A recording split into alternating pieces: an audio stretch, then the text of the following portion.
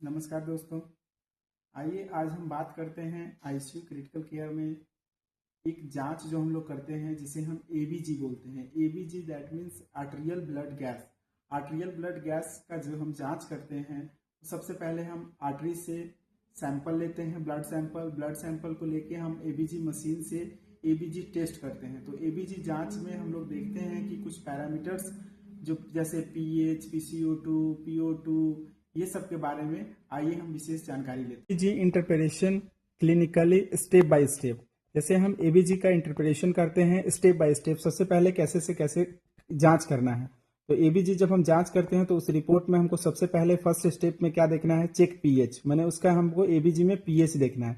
PH का normal range 7.35 से 7.45 होता है। अगर किसी एबीजी में जिसका पीएच का वैल्यू जो होगा 7.35 से कम होगा, less than 7.35, that means acidosis में होगा, एसिडोसिस। अगर किसी का पीएच लेवल जो होगा ग्रेटर देन 7.45 तो उसको हम लोग एल्कोलोसिस में बोलेंगे, एल्कोलोसिस में। फर्स्ट स्टेप था पीएच देखना है। सेकेंड स्टेप होता है took the PCO two. PCO two that means partial carbon dioxide. तो पार्शियल कार्बन डाइऑक्साइड का हम जो नॉर्मल रेंज होता है 35 से 45 mm/Hg होता है।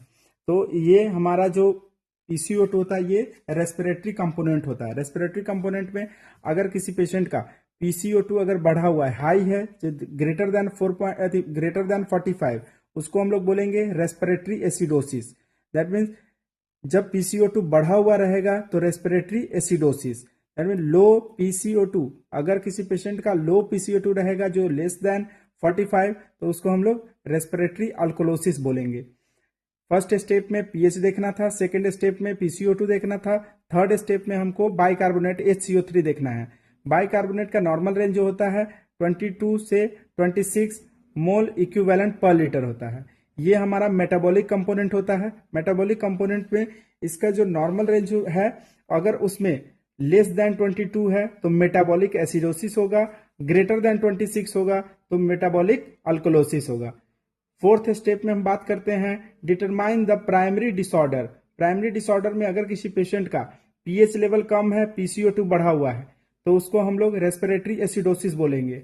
अगर किसी पेशेंट का पीएच भी कम है और बाइकार्बोनेट कम है तो उसको हम लोग मेटाबॉलिक एसिडोसिस बोलेंगे। अगर किसी पेशेंट का पीएच बढ़ा हुआ है, कार्बन डाइऑक्साइड कम है तो उसको हम लोग रेस्पिरेटरी अल्कोलोसिस बोलेंगे। अगर किसी पेशेंट का पीएच भी बढ़ा हुआ है, बाइकार्बोनेट भी बढ़ा हुआ है तो उसको हम metabolic alkalosis. Common clinical scenarios ABG pattern. ABG pattern में जैसे हम लोग देखेंगे कि जो पेशेंट होता है उसमें हमको एबीजी में क्या क्या देखने को मिलता है। अगर कोई सीओपीडी का पेशेंट है तो उसमें हमको CO2 बढ़ा हुआ मिलेगा, पीएच कम मिलेगा, बाइकार्बोनेट बढ़ा हुआ मिलेगा, क्रोनिक रेस्पिरेटरी एसिडोसिस बोल सकते हैं इसको। अगर कोई पेशेंट अस्थमा का पेशेंट है तो उसमें हमको CO2 अर्ली में CO2 हमको कम मिलेगा, लेकिन लेटर बाद में CO2 बढ़ा हुआ मिल सकता है। उसके बाद हम बात करते हैं अगर कोई पेशेंट डीके में है तो उसका पीएच कम होगा, बाइकार्बोनेट कम होगा, CO2 कम होगा।